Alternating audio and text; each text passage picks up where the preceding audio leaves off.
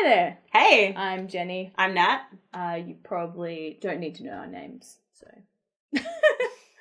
We are Oscar Bait though, and we're here to deliver reviews, discussions, explainers, and all things Oscar and Academy Awards. And today we're taking a look at the new film from Tom Ford, Nocturnal Animals. You look beautiful, as always. You know that you were my first crush. You were my first crush, too. Don't do this. He's too weak for you. The things you love about him now are the things you'll hate. I really wanted to be this person that you thought I was. When you love someone, you have to be careful with it. You might never get it again.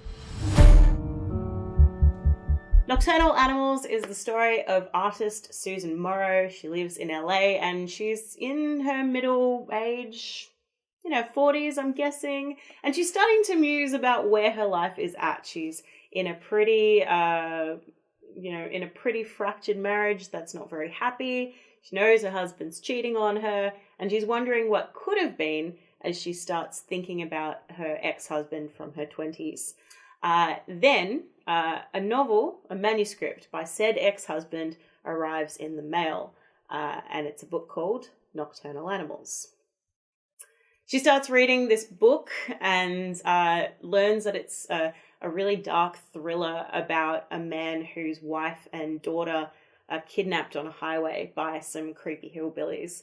He goes to find out the fate of his wife and child, and this story, written by Susan's ex-husband, sort of interplays with Susan looking back on that relationship and wanting to maybe rekindle that relationship given how empty her current marriage is.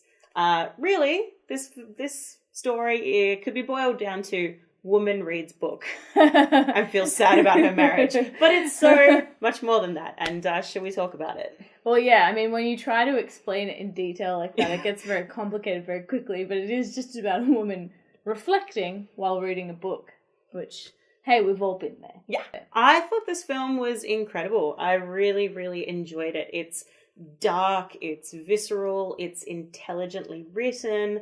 I think the way the story within the story interplays with Susan's memories are really interesting and nuanced, and it lets you sort of see this integral relationship between Amy Adams' character Susan and Jake Gyllenhaal as from both perspectives. It's like 20 years later and Amy Adams gets to reflect on it, and then Jake Gyllenhaal's been reflecting on it for 20 years while he's been writing this book.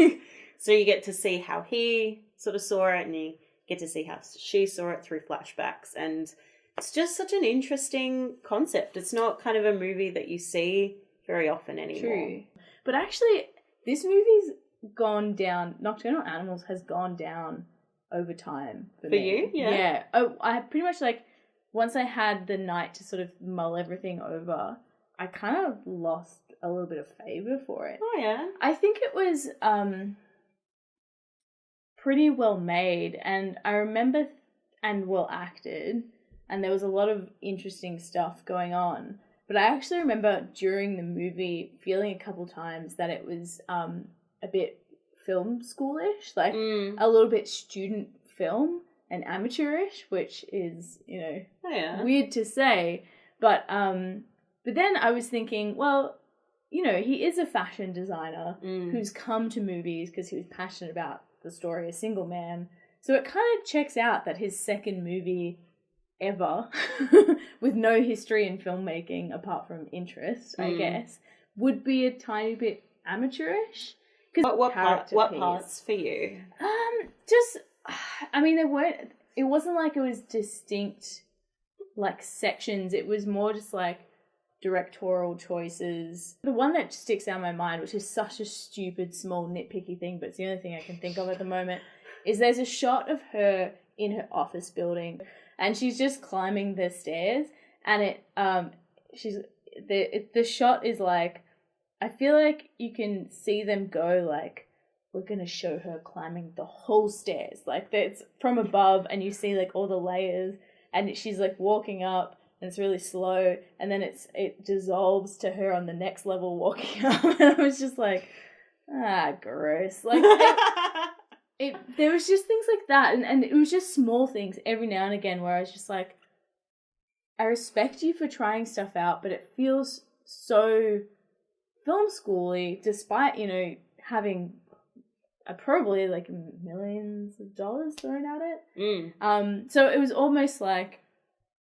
I don't know, this is probably being a bit too harsh on it, but it had the feeling, so I'm gonna validate it. But it was, yeah, just like, it's like as if a film student had millions of dollars to make a movie and some talented actors and crew, because it was just directorial choices that I was a little bit like, leaves a metallic taste in my mouth. But that's just me. I don't know if I cared about it that much in the end. So shock. There you go. We're differing opinion. I don't know if we've ever had this before. Yeah, there you go. Because I haven't moved on it really. Like, I still thought it was really powerful. And, I mean, we'll talk categories in a second, but I came away with a lot to think about, and I still was thinking about it. I think it's really cerebral, and there's a lot to dissect in it. But maybe from a film craft perspective, I mean, it definitely kind of had some...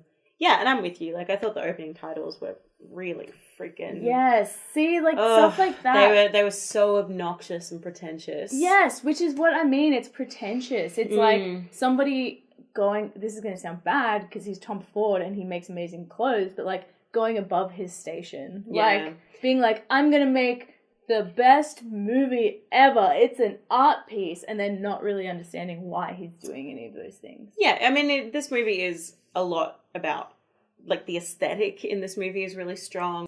It does have and I still feel it does have a cool concept, and like, there's lots of things you can mine from it, but I think just on a surface level, it didn't connect with me enough. So let's talk about its Oscar potential. What do you reckon? Well, look, basing it off of how he fared with The Single Man which was his first movie. I feel like it'll probably be an acting thing again, because A Single Man only got a nom for Colin Firth from memory. And I think because he was kind of, like, maybe they're kind of grooming him to become the director that will get nominated for stuff, but I don't think he's there at the moment. So it'll probably just be maybe Amy and Jake.